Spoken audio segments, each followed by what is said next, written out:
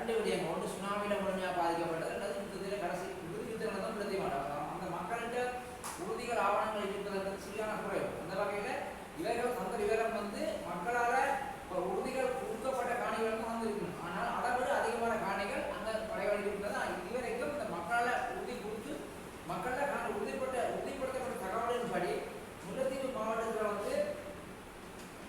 ஒட்டுமொத்தமாக முல்லைத்தீவு மாவட்டத்தில் காணிகள் முழுமையாக இருக்கு.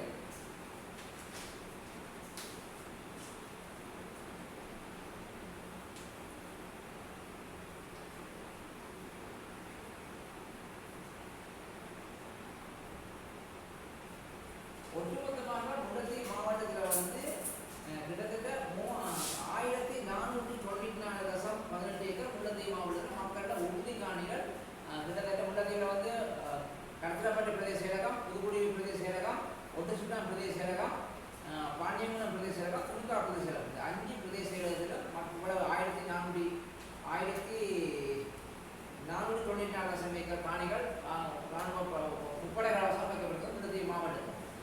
இப்போ தற்போது ஒரு புதிய சட்டம் நீங்கள் அறிஞ்சிருப்பீங்கள். எனது பிரதேசம் யாழ்ப்பாணம் மாவட்டத்தில் மருதங்கனி பிரதேச செயலக பிரிவில் குறிப்பாக ஆலியவிட தொடக்கம் J431 ஆலியவிட தொடக்கம் J435 வரையான சுற்றுப்புறங்களை 5 கிராம சபை பிரிவும். அதே போன்று கிளிநொச்சி மாவட்டத்தில் பச்சிரப்பள்ளி பிரதேச பிரிவில் கோயிலை கிராம சபை பிரிவும், அடுத்த முகாவல் கிராம சபை பிரிவும். அதே போன்று முல்லைத்தீவு மாவட்டத்தில் முள்ளிவாய்க்கால் கிழக்கு கிராம சபை பிரிவும் கெசட் பண்ணப்பட்டிருக்கு. கடந்த 3ஆம் மாதம் 28ஆம் தேதி அரசு வர்த்தகங்கள் அறிவிக்கப்பட்டிருக்கு. அதாவது மக்கள் காணிகளை அடையாளப்படுத்த வேண்டும். அவர்கள் ஆவணங்களை கொண்டு தாங்கள் சமர்ப்பிக்கப்பட்டு அந்த காலையில் 6ஆம் மாதம் 22 கொடுக்கப்பட்டிருக்குது. அந்த காலத்துக்கு மக்கள் தங்களுடைய காணிகளை அடையாளப்படுத்தி காட்டாத பட்சத்தில் அந்த காணிகள் அரச கணக்காக்கப்படும் என்று தெரிவிக்கப்பட்டிருக்கு. ஆனால் இதில் ஒன்றை உங்களுக்கு அரசாங்கத்திற்கான வேண்டுகோளாக வைக்கின்ற இந்த பிரதேசங்கள் முற்றுமுழுதாக 30 வருஷங்களாக போருக்குள்ள இந்த பிரதேசங்கள், குறிப்பாக அந்த யாழ் மாவட்டத்தில் பிரகடனப்படுத்தப்பட்ட மருதங்கனி பிரதேசத்தில் 1991ஆம் ஆண்டு மக்கள் எந்த ஒரு ஆவணம் கொடுத்த உறுப்புடன் அங்கிருந்து வழிகிட்ட மக்கள். அந்த மக்கள்கிட்ட எந்த ஆவணமும் இருக்காது. அங்கே தவறப்பட்டது ஒரு முதலாவது விடயம். 2வது விடயம் 1996ஆம் ஆண்டு உங்களுக்கு தெரியும் யாழ்ப்பாணத்தில் ரிகரேஷன் எடுக்கும் போது அங்கே இருந்த மக்கள் தண்ணிக்கு இடம்பெறுகிறார்கள். அந்த வகையில் அந்த பிரதேசத்தில் இருந்த மக்கள் 96ஆம் ஆண்டு 4ஆம் மாதம் 19ஆம் தேதி அந்த பகுதியை சண்டை வந்தவுடனே அங்கிருந்து வழிகிட்டு கண்ணிக்கு வந்தவர்கள் பெருங்கடல் ஊடாகவும் கிடாரி கடல் ஊடாகவும் அவர்கள் அந்த நேரமும் எந்த ஆவணமும் கொண்டு வரவில்லை. தங்களுடைய உயிரை மட்டும்தான் கொண்டு வந்தவர்கள். அதில் 2 கவலைப்படுது. 3ஆவதாக அவங்களுக்கு தெரியும் அந்த அதாவது சமாதானம் 2002ஆம் ஆண்டு 22ஆம் தேதி 2ஆம் மாதம் ஏற்பட்ட கடல் அரசாங்கத்துக்கும் விடுதலை பிரவாகங்கள் ஏற்பட்ட நோர்வேஷன் ஏற்பட்ட ஒப்பந்தத்தின் மூலம் அந்த ஒரு ஒப்பந்தம் அந்த இடத்துல மக்கள் மீள குடியமர்ந்து ஒரு இடத்தின் பிற்பாடு இந்த ஆசிய நாட்டையை ஒழுக்கிய சுனாமி வடக்கு கிழக்கு பிரதேசத்தை முழுமையாக பாதித்தது. அந்த பாதித்த வகையில் வடக்கு கிழக்கில் அம்பாரம் முழுமையாக பாதிக்கப்பட்டது. அடுத்த வழியாக பெருந்தொகையான மக்கள் கொல்லப்பட்ட இடமாக முல்லைத்தீவு மாறியது. முல்லைத்தீவு பக்கத்தில் 4வது யாழ்ப்பாணம் மாவட்டம் இருந்தது. யாழ்ப்பாணம் மாவட்டம் எனது பிரதேசத்தில் மருதங்கனி பிரதேசத்தில் அதிக கூடுதலான யாழ்ப்பாணத்தில் சாவடைந்த 1062 பேரில் கிட்டத்தட்ட 62 பேர் தவிர்த்து 1004 பேர் என்னுடைய மருதங்கனி பிரதேசத்தில் முற்றுமுழுதாக அழிக்கப்படும். அந்த மக்கள்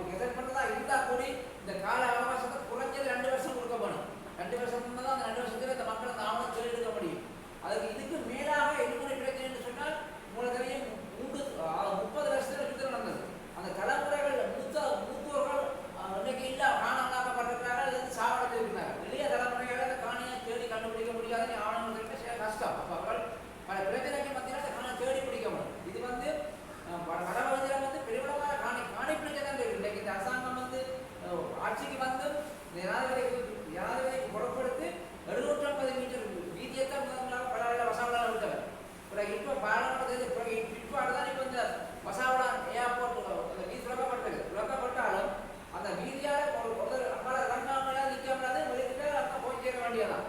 ஆனால் நீங்கள் அதை போனால் பார்த்தா தெரியும், இன்றைக்கு மக்கள காணிகள் பெருமளவான காணிகள் வந்து அந்த விவசாயம் செய்யப்படுது, இராணுவம் செய்து கொண்டிருக்கிறது மக்களுடைய காணிகள்.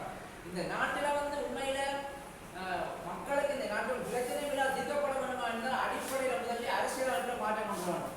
அரசியலமைப்பில் மாற்றம் என்று சொன்னால் என்னத்தை சொல்லணும்னு சொன்னால், இந்த அரசியலமைப்பில் இந்த சொல்லப்படுது, அதாவது சிங்கள மதத்துக்கும் சிங்கள மொழிக்கும் முதலிடம் என்றதை மாற்றப்பட்டு இது வந்து ஒரு சமஸ்டி அடிப்படையில் வந்து எல்லா மதமும் எல்லா இனமும் எல்லா மதமும் சம மொழிக்கும் சமநட்ட வகையில் இந்த தீர்வு கொண்டு வந்தால் மட்டும்தான் இந்த பிரச்சனைகள் தீர்வு காணப்படும்.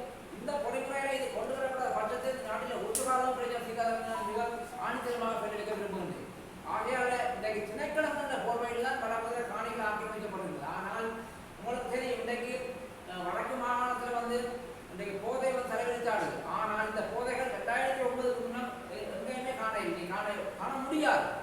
விடுதலை புலிகள் ஆட்சி நிர்வாகம் இருந்த போது அங்கே வந்து எல்லாம் வந்து ஒழுக்க சீராக தான் இருந்தது. இன்றைக்கு கொலை நடக்கின்றது, பாலியல் சுற்று நடக்கிறது, போதை கஞ்சா கசிப்பு கொண்டு இன்றைக்கு போதை உள்ளவர்களாக பழக்கமாக மாறி இருக்கிறது. இதை இந்த விடுதலை புலிகளை நாங்கள் இந்த நாட்டில் கட்டுப்படுத்தணும் என்று சொல்ற அரசாங்கம் ஏன் இந்த போதை வியாபாரிகளை கட்டுப்படுத்த முடியாமல் இருக்கின்றது?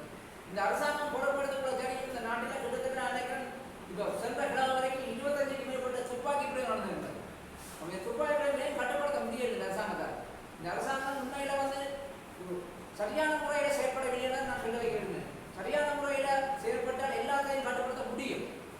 நீங்க பார்த்தீங்கன்னா வடக்கில் வந்து போதை பொருளுக்கு காவல் காக்கிறதும் ஸ்ரீலங்கா இலங்கை காவல் வெளிப்படையாக காவல்துறை தான் காவல் காக்கின்றது.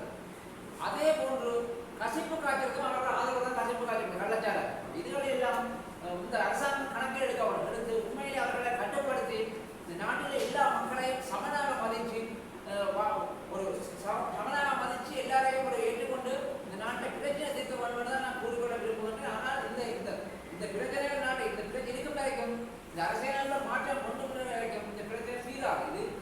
முதல்ல அடிப்படையாக அரசியலில் மாற்றம் கொண்டு வந்தால் இந்த பிரச்சனை தீர்க்க வேண்டும் இல்லை மிக இதாக கேட்டுக்கொள்ள விரும்புகிறேன். මුරලිකරන් උතුරු පළාතෙන් ආවේ. මම විශේෂයෙන්ම කතා කරන්න කැමති ඉඩම් ප්‍රශ්නයක උත්තර කියන්නේ. අපි දන්නවා මුලින්ම මම කියන්න ඕනේ මේ දකුණට ඇවිල්ලා මාධ්‍ය සාකච්ඡාවල කතා කරන්නේ අපි කිසිම විදිහකට මේ සිංහල බෞද්ධයන්ට විරුද්ධ අය නෙමෙයි. අපි විරුද්ධ වෙන්නේ සිංහල ජාතිවාදයටයි. ඒ ජාතිවාදී මුවාවෙන් අපිට සිද්ධ වෙන අපහසුතාව වලට අපිට පීඩාව වලට අපිට මුහුණ දෙන්න අමාරු වෙලා තියෙන. ඒක නිසා තමයි අපි මේ දේවල් දිගින් දිගටම කතා කරන්නේ. විශේෂයෙන් මම උතුරු ප්‍රදේශයේ තියෙන ඉඩම් ප්‍රශ්න ගැන කතා කරොත් ආයතන 4ක් විතර අපේ ඉඩම් ටික රාජ්‍ය ආයතන 4ක් විතර අපේ ඉඩම් ටික අල්ලගෙන ඉන්නවා. එකක් වන සංරක්ෂණ දෙපාර්තමේන්තුව, ඊට පස්සේ මෙරළ ආරක්ෂණ දෙපාර්තමේන්තුව, මහවැලි අධිකාරිය, පුරාවිද්‍යා දෙපාර්තමේන්තුව. ඒ වගේම හමුදාව. මේ ආය විසින් තමයි අපේ ඉඩම් ටික අත්පත් කරගෙන ඉන්නේ. දිස්ත්‍රික්ක 4ක අත්පත් කරගෙන ඉන්න ඉඩම් සම්බන්ධයෙන් මම තොරතුරු දැනගැනීමේ පනත හරහා ඉල්ලීමක් කරලා ලබා ගත්තා. ඒ අනුව යාපනයේ දිස්ත්‍රික්කයේ අක්කර 2624ක් තවමත් හමුදාවේ යටතේ තියෙනවා. මේ ඉඩම් ටිකට ඔප්පු තියෙනවා. මිනිස්සු විසින් කියවුවා මේක අපේ ඉඩම කියලා ඔප්පු විසින් කියපු ඉඩම් තමයි මේ සංඛ්‍යාව. එහෙම නොකියපු ඉඩම් ප්‍රමාණයක් ඊට වඩා තියෙනවා. ඒ වගේම වවුනියා මුලතිව දිස්ත්‍රික්කයේ අක්කර 1494ක් තවමත් හමුදාව යටතේ තියෙනවා. කිලිනොච්චියේ අක්කර 1209ක්. ඒ වගේම වවුනියාවේ අක්කර ප්‍රාදේශීය ලේකම් කාර්යාලය වලට අනුව සංඛ්‍යාල කරන වෙන වෙනම මේක ලබලා තියෙනවා 653යි 180යි 116යි 248 විදියට ඒ ප්‍රාදේශීය ලේකම් කාර්යාලවල දන්ත අනුව අපේ ඉඩම් ටික හමුදාව විසින් අත්පත් කරගෙන ඉන්නවා. ඒකට මේ ඉඩම් සියල්ලම අපි විසින් අපිට ඔප්පු තියනවා. ඔප්පු තියලා ඒගොල්ලෝ නිදාස් කරන්නු නැති ඉඩම් තමයි ඒවා. ඒ වගේම මට මතකයි ඉතින් මෑත කාලේ ගැසට් එකක් නිවේදනය ගැසට් එකක් දාලා රජය කිව්වා ඔයගොල්ලෝගේ ඉඩම් වල අනන්‍යතා පත්‍රය අනන්‍යතාවය ඔප්පු කරන්න පුළුවන් යම් ලියකියවිලි තියෙනවා නම් ඇවිල්ලා ඉදිරිපත් කරන්න කියලා. ඒකට මාස 6ක කාලයක් තමයි අපිට දීලා තියෙන්නේ. මේක ප්‍රායෝගිකව ඉතාම කැඩුම්කාරී ප්‍රශ්නයක්. මොකද අපි දන්නවා යුද්ධ කාලේදී අපිට අවතන් වෙන්න සිද්ධ වුණේ අපිට කලින් දැනුවත් කරලා හිමින්සරේ නෙමෙයි අපි ආවේ. එක රැයකින් එකපාරට අපිට ඇදගෙන හිටපු ඇදුම පිටින් තමයි අපිට උතුරේ ඉඳන් එන්න උනේ. ඒකට ඒ වගේ ආපු මිනිස්සු අපි. ඒ වගේම දෙවණියට අපිට සුනාමියට මුහුණ දෙන්න වුණා. අපි පීස්ටෝක් එකකට පස්සේ අපි සුනාමියට පීස්ටෝක් එකට පස්සේ අපි නැවත පදිංචියට ගියා. පදිංචියට ගිහිල්ලා ඊළඟ අවුරුද්දේ අපිට සුනාමිය ආවා. ඇදගෙන හිටපු ඇදුම පිටින් සුනාමිය අපිට උදුරගත්තා. මුලතිව් වල ලොකු පිරිසක් මිය ගියා. අම්පාරට පස්සේ මුලතිව් වල තමයි වැඩි පිරිසක් මිය ගියේ. ඊළඟ යාපනයේ මේ ඉඩම් අහිමිවුවන් ගොඩක් ගෙරෙන්න තමන්ගේ ලියකියවිලි නැතිවීමට ප්‍රධානම හේතුව සුනාමිය. ඊළඟට අවසාන යුද්ධය. මුලතිව් ප්‍රදේශයේ මෙච්චර මිනිසුන්ට ඉඩම් වලට ඔප්පු නැතිවීමට හේතුව තමයි අවසාන යුද්ධයේ තිබුණ මුලතිව් දිස්ත්‍රික්කය. ඒකෝර කාඩවල ඔප්පු ටික හොයාගෙන දුවන්න වෙලාවක් නැහැ. අතට අහුණු දෙයක් අරගෙන තමයි දිව්වේ. ඒගොල්ලෝ ඔප්පු ටික ඉඳන් හැමදේම විනාශ වුණා. ඉන්නේ අළු වෙලා ගියා. ඉතින් මේ ප්‍රායෝගික නෑ මාස 6ක් ඇතුළේ අපේ අනන්‍යතාවයේ ඉඩම් වලට අපිට තියෙන ලෑන්ඩ් වලට තියෙන ඔප්පුව අරන් ඉන්න. ඒ වගේම තව කාරණාවක් තමයි අපේ මුදුන් මිත්තෝ. ඒ ඉඩම් මොකෙද තියෙන්නේ? ඒව මොනවද සලකුණු කියලා දන්න මුදුන් මිත්තෝ කවුරු ජීවත් උතර නැහැ. ඉතින් අපි ඒව හොයාගන්න ඕනේ. අපිට අඩුමතරමින් අවුරුදු දෙකක්වත් ඕනේ මේ ඉඩම් ටික කොහෙද තියෙන්නේ හරියටම මාක් කරලා අපිට මේ දේවල් හොයාගන්න. ඉතින් මේ අලුතින් දාලා තියෙන ගැසට් එකේ ප්‍රායෝගික නැති කාරණාවක් කියන එක මම මතක් කරන්න කැමතියි.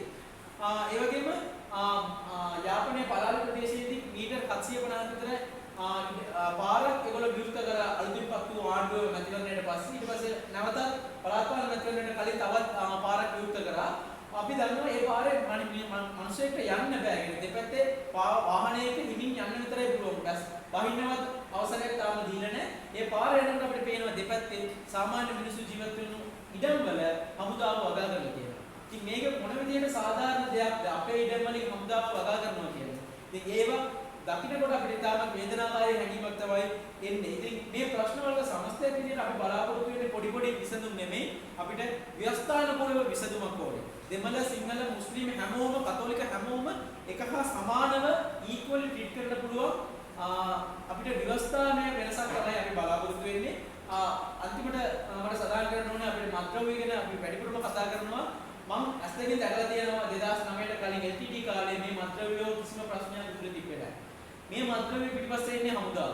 ආරක්ෂක අංශය. මේක මම එලිපිට කියනවා මොකද අපි දැකලා තියෙනවා මේ කසිප්පු පෙරණේ පිටිපස්සේ ඉන්නේ ආරක්ෂක අංශය. මේ මත්ද්‍රව්‍ය යාපනයට උතුරට එන එක ප්‍රධානතම ඒක පිටිපස්සේ ඉන්නේ ප්‍රධානතම මේ හමුදාව තමයි. මේ දේවල් වෙනස් වෙන්න ඕනේ. අපි බලාපොරොත්තු වෙන වෙනස මේක නෙමෙයි. ඉතින් අපි මේ දේවල් ගැන තරයේ හෙලා දැක්න මේ සිද්ධ වෙමින් තියෙන අසාධාරණ